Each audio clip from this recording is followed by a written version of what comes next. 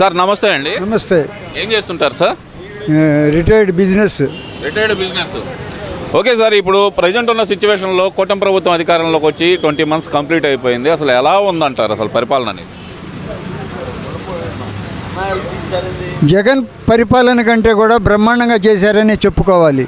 ఎందుకంటే జగన్ చేసినటువంటి కొన్ని చర్యల వల్ల అసలు ఆస్తులు అమ్ముకోవాల్సినటువంటి పరిస్థితిగా వాళ్ళు కరెంటు మీద కానీ, దీని మీద కానీ, ఎడ్యుకేషన్ మీద కానీ, పోలవరం ప్రాజెక్టు పూర్తి చేయలేదు, అమరావతి దాన్ని కావాలని నాశనం చేశారు, 3 రాజధానులని. దానికంటే వీళ్ళు ప్రజలకి ఏ కష్టం ఏంటని తెలుసుకొని దాన్ని పూర్తి చేస్తున్నారు. అంటే ఇక్కడ మీరు అంటున్నారు సార్, మీరు ఆ మాట అంటున్నారు, ప్రజల్ని కష్టపెడుతుందే కూటమి ప్రభుత్వం అనేది జగన్మోహన్ రెడ్డి గారి వాదన సార్. అసలు కష్టపెట్టింది జగనే కానీ కూటమి ప్రభుత్వం కాదు. వాళ్ళు మాట్లాడేటువంటి మాటల వల్ల ప్రజల్లో వాళ్ళు ప్రచారం చేసుకుంటున్నారు, అంతకు తప్పితే వేరే ఏం లేదు. అంటే ఎలా చూడాలంటారు సార్? ఇప్పుడు ఈ కూటమి ప్రభుత్వం వచ్చిన తర్వాత 20 నెలల్లో సంక్షేమం లేదు, రాష్ట్రంలో అభివృద్ధి లేదు, మొత్తం సర్వనాశనం అయిపోయింది అంటున్నారు కదా సార్. మరి వైజాగ్ ఎక్కడ ఏం కాలేదు. తెలుగుదేశం ప్రభుత్వం వచ్చిన తర్వాతనే ఫండ్స్ చాలా సెంట్రల్ నుంచి తీసుకొచ్చారు. రైల్వేలు కానీ, రోడ్లు కానీ అన్ని రకాలుగా జగన్ టైంలో చేయని వదిలేసినవి అన్నీ కూడా వీళ్ళు పూర్తి చేస్తున్నారు. రాష్ట్రంలో జంగిల్ రాజ్యం నడుస్తుంది, రెడ్ బుక్ రాజ్యాంగం నడుస్తుంది అనేది వైసీపీ నాయకుల వాదన సార్. మరి వాళ్ళు పడిపోతున్నటువంటి గ్రాఫ్ కోసం దాన్ని పెంచుకుంటానికి మాట్లాడుతున్న మాటలు కాబట్టి ప్రజల్లో మాత్రం వాళ్ళకి ఎటువంటి విశ్వాసం లేదు. మరి విశ్వాసం లేనప్పుడు జగన్మోహన్ రెడ్డి గారు ఎక్కడికి వెళ్ళినా సరే వేలాదిగా జనాలు వస్తున్నారంటున్నారు. డబ్బులు ఇచ్చి పలావ్ ప్యాకెట్లను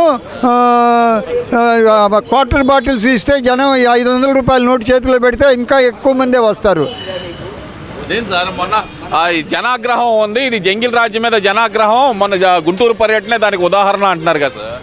ఇది ప్రజల్ని తెలుగుదేశం వాళ్ళని రెచ్చగొట్టి వాళ్ళు ఏదైనా మాట్లాడితే దాని మీద గలాటాలు అన్ని విధ్వంసం సృష్టించాలని వాళ్ళ ఆలోచనతో ఒక పక్కా ప్లాన్ తోటి చేస్తున్నారు తప్పితే వాళ్ళకి ప్రజల్లో అభిమానం లేనే లేదు. అభిమానం లేకుండానే ఇప్పుడు జన సమీకరణ కూడా చేయగలుగుతున్నారు అంటారా సార్? జన సమీకరణ చేయడానికి ఇదక్కర్లా, డబ్బులు ఖర్చు పెడితే చాలు జనం వచ్చేస్తారు. ఇవాళ చేసిన వాళ్ళు రేపు తెలుగుదేశం వాళ్ళకి రమ్మన్నా వచ్చేస్తారు, ఇంకో పార్టీకి రమ్మన్నా వస్తారు, అంతేగాని అభిమానంతో కాదు. అభిమానంతో ఉన్నోళ్ళు కొద్దిగా ఉంటారు, దీనికోసం వచ్చేవాళ్ళు ఎక్కువ ఉంటారు. మరి ఇప్పుడు జగన్మోహన్ రెడ్డి గారు అంటుంది ఏంటంటే, ఈ కూటమి ప్రభుత్వం మీద యుద్ధం మొదలు పెడతాము మేము, వీళ్ళు ప్రజలను మోసం చేస్తున్నారు, సూపర్ 6 అంటూ హామీలు ఇచ్చి ప్రజలను వెన్నుపోటు పొడిచాడు కాబట్టి ప్రజల మీద ప్రజల తరపున పోరాటానికి మేము సిద్ధంగా ఉన్నాం అంటున్నారు కదా సార్. మరి ఇంతకుముందు ఎప్పుడు కూడా తెలుగుదేశం ప్రభుత్వంలో ప్రజల్ని ఇబ్బంది పెట్టేంతగా పన్నులు ఏది పెంచలా. జగన్మోహన్ రెడ్డి వచ్చిన తర్వాత ఇంటి పన్నులు కానీ, ఏ పన్నులు కానీ 5 సంవత్సరాలు వరుసగా కంటిన్యూస్గా పెంచాడు. ఇటువంటి ప్రభుత్వం మనకి జరిగినంత వరకు ఎక్కడా జరగల, వాళ్ళే చేశారు.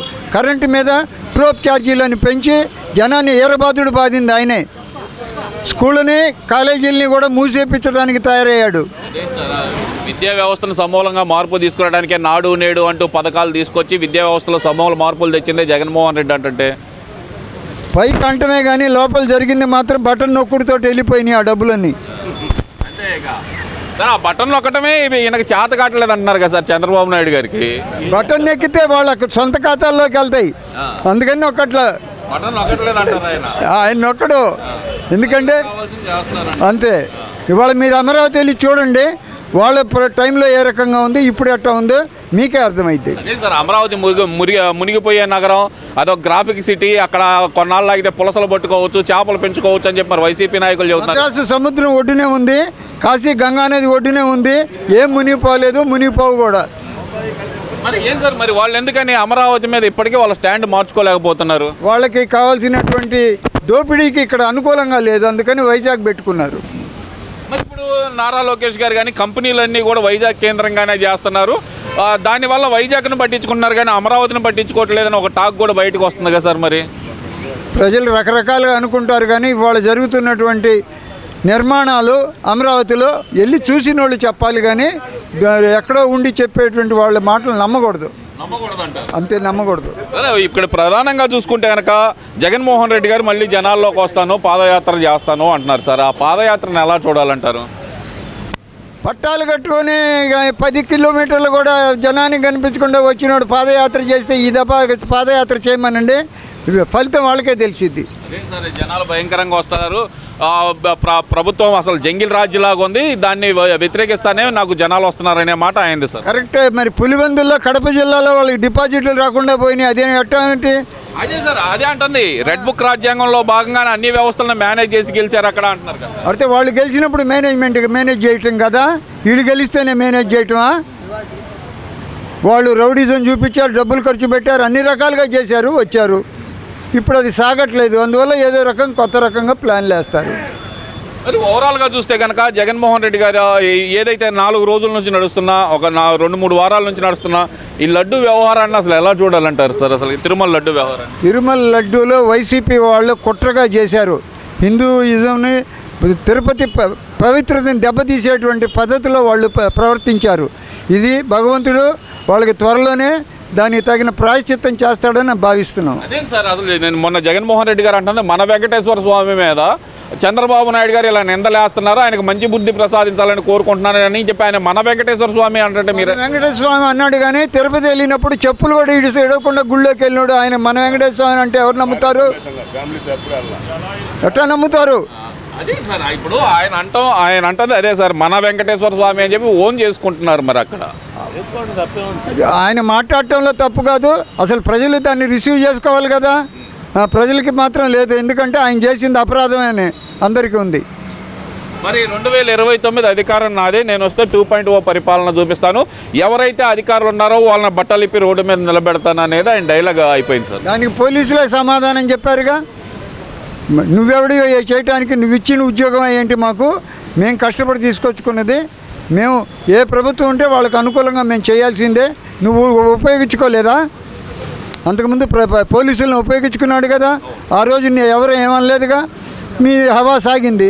ఇప్పుడు మీకు ఇబ్బంది కలిగిందని అంటున్నారు ఆ మాట.